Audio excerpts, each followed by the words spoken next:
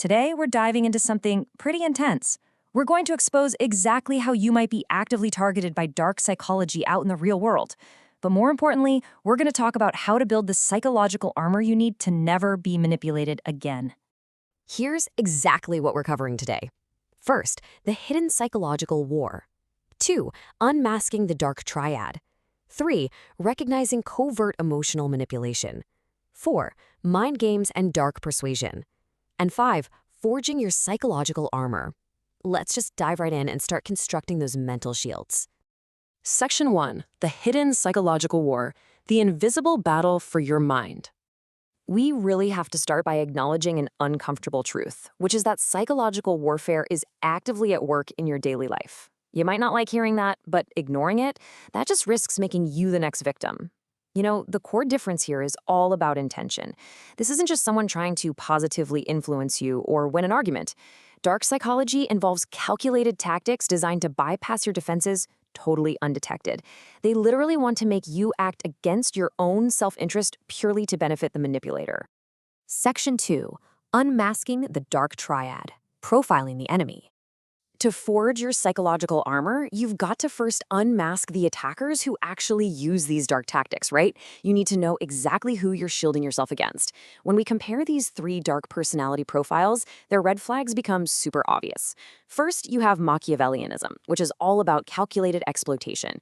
These folks act purely in self-interest while expertly, and I mean expertly, controlling their public image. Then you have psychopathy. This brings ruthless opportunism to the table. They use superficial charm and impulsivity, but they possess absolutely zero empathy. And finally, narcissism. This is ego-driven control, completely defined by an inflated sense of self-worth and a really profound hatred of any kind of dissent or criticism. There's this saying from the source material that really hits hard. Asking a psychopath to feel remorse is like asking a deaf person to listen to music. Wow. That perfectly gets to the core of why emotional detachment is your absolute best defense. These individuals literally do not process empathy like you do. Trying to appeal to their humanity is just a losing battle.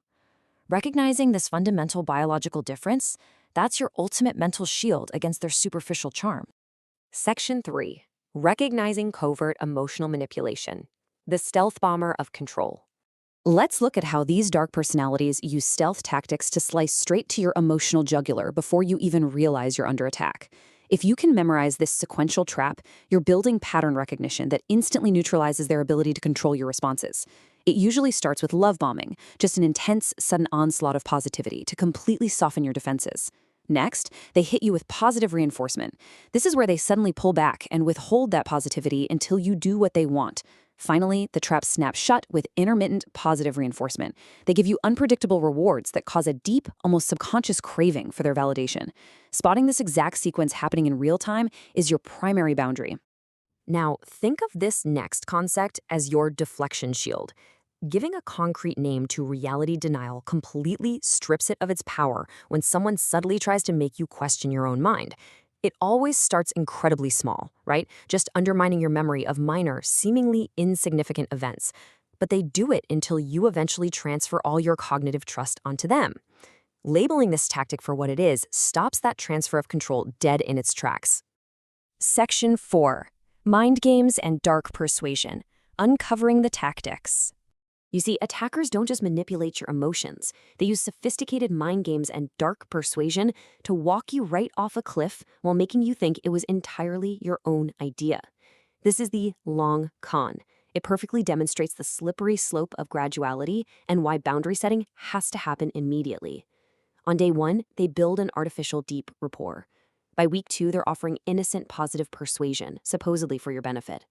By month 2, they're extracting these small, minor compliances from you.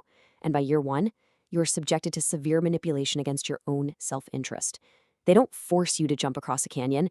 They build a bridge, one tiny, unnoticed step at a time. Think about how normal dating behaviors get twisted into malicious mind games. Notice the difference here.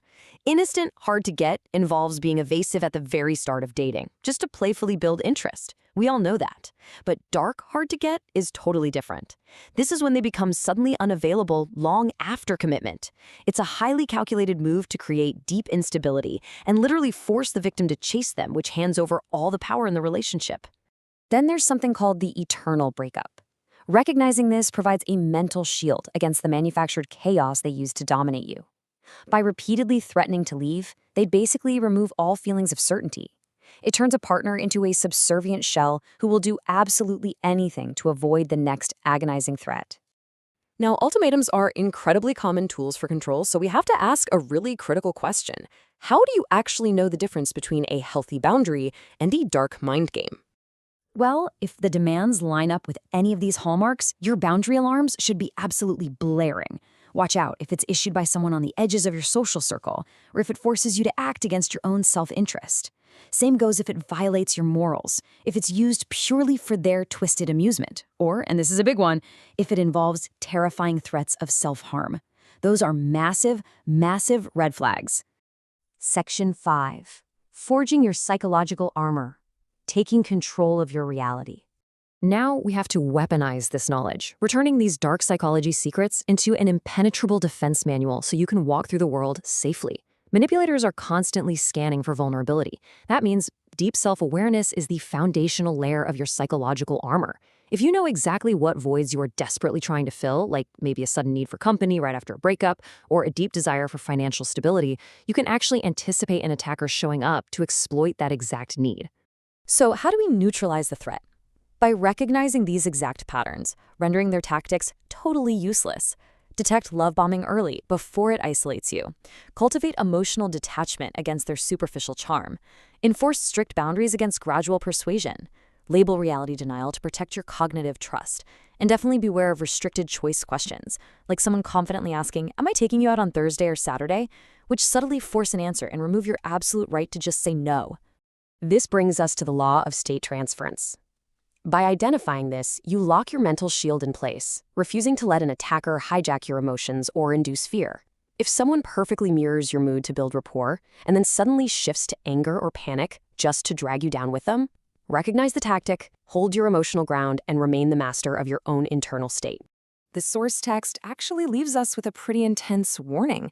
It says, "With great power comes great responsibility. You have an understanding of human nature that few have ever obtained. You have been warned." Basically, how you use this defensive toolkit is entirely in your hands now. So you gotta ask yourself, based on the mental shields you've built today, because this psychological war is already happening around you, will you remain a vulnerable target in the wild, or are you going to use this armor to take absolute control of your reality?